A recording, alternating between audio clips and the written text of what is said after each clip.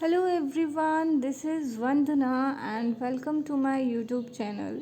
जैसा कि आपको पता है हम यहाँ पर physical science and biological science की macro and micro file discuss करते हैं, टीचिंग फाइल्स जिन्हें हम कहते हैं बीएड एंड बीटीसी स्टूडेंट्स के लिए। आज भी मैं वही टॉपिक लेकर आई हूँ और ये हमारी लास्ट स्किल है for biological science micro file. इससे पहले हम अपनी फ़िज़िकल साइंस की पूरी सीरीज़ कर चुके हैं माइक्रो फाइल की। अगर आपको वो देखनी है तो आप वो देख सकते हैं मेरे यूट्यूब चैनल पर विज़िट करके। जो हमारा लास्ट स्किल है that is lesson closure. Lesson closure का मतलब सिंपली ये होता है कि आपको अब लेसन बनाने आने चाहिए। आपने सारी स्किल सीख ली है तो हम क्या करते हैं, 2 या मैक्सिमम 3 स्किल को कंबाइन करके एक लेसन प्लान बनाते हैं जिसे हम कहते हैं macro file.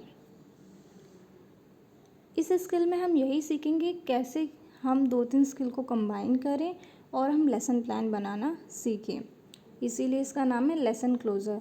And most importantly इस स्किल में हम होमवर्क देना सीखते हैं। बाकी सब कुछ reinforcement and stimulus variation skill में जो होता है वैसे ही होता है।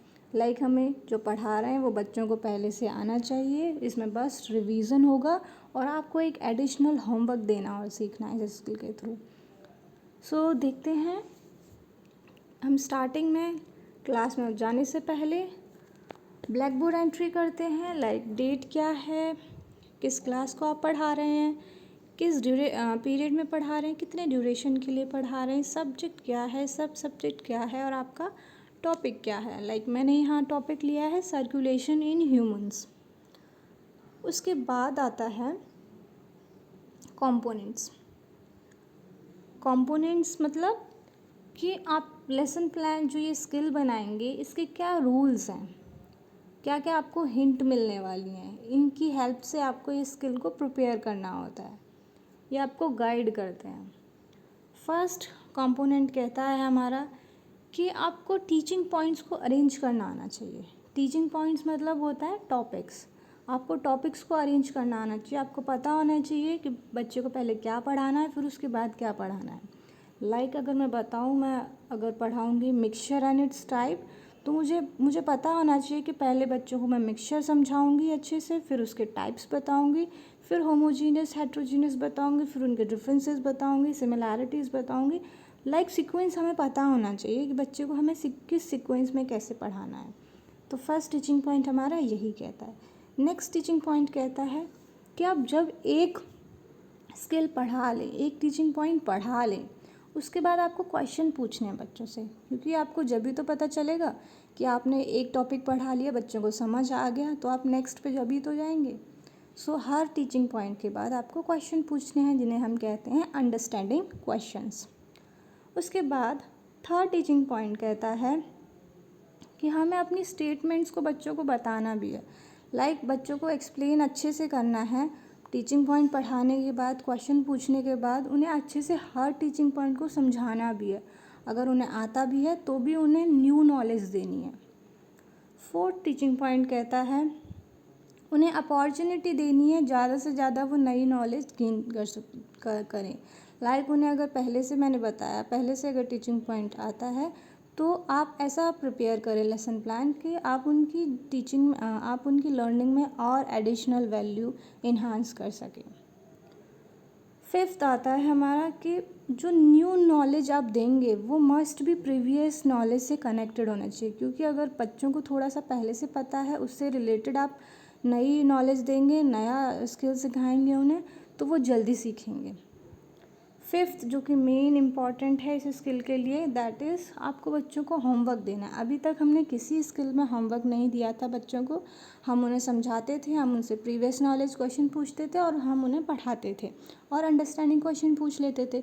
लेकिन इसमें आपको बच्चों को घर में होमवर्क देना है ताकि वो स्कूल में भी पढ़ें और घर पे जाके उस चैप्टर को रिवाइज़ करें और अपनी थोड़ी मेंटलिटी को उस टॉपिक से रिलेट कर पाएँ, उस टॉपिक से अपना माइंड जो है, IQ जो है, रिलेट कर पाएँ और वो उस टॉपिक को थोड़ा सा और अलग बुक से पढ़ें ताकि वो अपनी नॉलेज को और इन्हांस कर पाएँ। उसके बाद आते हैं हमारा प्रीवियस नॉलेज। प्रीवियस नॉलेज का मतलब कि बच्चों को आप जो पढ़ा रहे हैं, लाइक मैं पढ़ा रही हूँ सर्कुलेशन इन ह्यूमंस, तो इस टॉपिक को पढ़ाने से पहले उन्होंने क्या पता है, आप कैसे उसको पढ़ाना शुरू करेंगे। तो ये मैंने यहाँ अज्यूम किया है कि बच्चों को ब्लड और ब्लड वेसल्स के बारे में पता होगा। उसके बाद आता है हमारा टीचिंग पॉइंट। मैंने यहाँ पे ये टीचिंग पॉइंट दिखाया सर्कुलेशन का। आपको बस ऐसे दिखाना होता है क्योंकि अभी आप टीचिंग नहीं कर रहे हैं। जब टीचिंग करते हैं तो आपको ये चीज़ें समझानी होती हैं। मैं यहाँ पर ये टीचिंग एड्स आपको नहीं समझाती हूँ क्योंकि हम यहाँ पर ये अज्यूम किया जाता है कि आपको कंटेंट की नॉलेज तो है, मतलब आपको पता है ये सब चीज़ें कैसे पढ़ानी है, बस आपको किस तरीके से पढ़ाना है वो यहाँ समझाया जाता है। इसीलिए टीचिंग पॉइंट्स यहाँ पे नहीं समझाए जाते हैं। आप जब बच्चों को पढ़ाएंगे तो वो आप डिटेल में उनको पढ़ाएंगे। नेक्स्ट है प्रेजेंटेशन टेबल।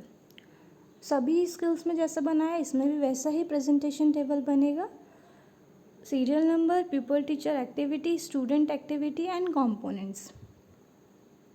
फर्स्ट क्वेश्चन मैंने लिखा है name the instrument use by doctor. तो बच्चे बता देंगे थर्मोमीटर, स्टेथोस्कोप और भी जो उन्हें आते होंगे, मेडिसिन्स, बहुत सारी चीज़ें बता सकते हैं वो। तो आपको कंपोनेंट्स लगाना है यहाँ पे, कौन से कंपोनेंट्स लग रहे हैं आपके क्वेश्चन के थ्रू। नेक्स्ट है फिर आप पूछेंगे स्टेथोस्कोप का यूज़ क्या है। तो बच्चे बताएंगे कि उससे हम अपने हार्ट का साउंड सुनते हैं, हार्ट की आवाज़ सुनते हैं। फिर आप कंपोनेंट्स लगा दिए यहाँ पे। फिर उनसे पूछेंगे कि हार्ट का फंक्शन बताइए क्या होता है, तो बता देंगे ब्लड पंप करना। फिर आप कंपोनेंट्स लगा दीजिए। ये वही कंपोनेंट्स हैं जो मैंने आपको प्रीवियस स्लाइड में समझाए थे। उसके बाद मैंने पूछ लिया डिफाइन सर्कुलेटरी सिस्टम। तो बच्चे बता देंगे हार्ट और ब्लड वेसल्स का नेटवर्क जो कंबाइन करके एक सिस्टम बनता है उसे सर्कुलेटरी सिस्टम करते हैं, और इसकी वजह से ब्लड और न्यूट्रिशन हमारी बॉडी में सर्कुलेट करते हैं। अब ऑब्ज़र्व करिए यहाँ पे सारे क्वेश्चंस, बच्चों को सारे क्वेश्चंस के आंसर्स पता है बच्चों को। क्यों? क्योंकि यहाँ पे उनको ऐसा टॉपिक दिया गया है जो उनको पहले से आता है। तो आप भी ऐसा ही टॉपिक चूज़ करिए। फिर आप कंपोनेंट्स लगा दीजिए। फिफ्थ स्किल में व्हाट इज़ कैपिलरीज। तो बता देंगे एक थिन ट्यूब्स होती हैं जो टिश्यूज़ के आसपास होती हैं और ब्लड फ्लो करती हैं। यहाँ पे सारे ही क्वेश्चन बच्चे बता देंगे। फिर जो आपको एडिशनल यहाँ पे जो बनाना है वो है होमवर्क देना, सीखना है कि आपको, फिर आपने पढ़ा दिया, बच्चों ने पढ़ लिया, सीख भी लिया, लेकिन वो घर में जाके मेंटल एक्सरसाइज करें उस टॉपिक को लेके, इसलिए हम उन्हें होमवर्क भी देंगे। फर्स्ट क्वेश्चन मैंने लिखा name the pumping organ in the human beings. तो वो बता देंगे, घर से लिख लाएंगे। फिर next draw schematic diagram of circulation of blood, ये भी बता देंगे।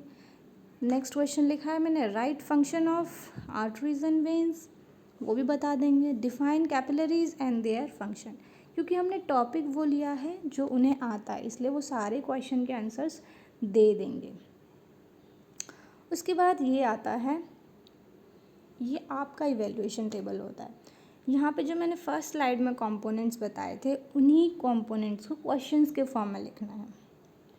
देन एक पर्टिकुलर कंपोनेंट कितनी बार यूज़ हुआ है वो टैली करना है। फिर आपको 1 2 3 4 5 लिख देना है। ये पर्टिकुलर कंपोनेंट आपने कितनी अच्छी से इफ़ेक्टिवली यूज़ किया है, आपको टीचर को कितना पसंद आया, उस हिसाब से वो आपको ग्रेडिंग दे देंगे। तो इस तरीके से आपका इवैल्यूएशन हो जाएगा। ये आपको पता चलेगा कि आप कितना अच्छा बना रहे हैं, कितना अच्छा पढ़ा पा रहे हैं, आपको कहाँ इम्प्रूवमेंट करने की ज़रूरत है। सो होपफुली ये स्किल आपको अच्छी लगी होगी, समझ आई होगी, आपकी हेल्प हुई होगी इससे। अगर आपकी हेल्प होती है then please do like and subscribe to my channel. Thank you so much.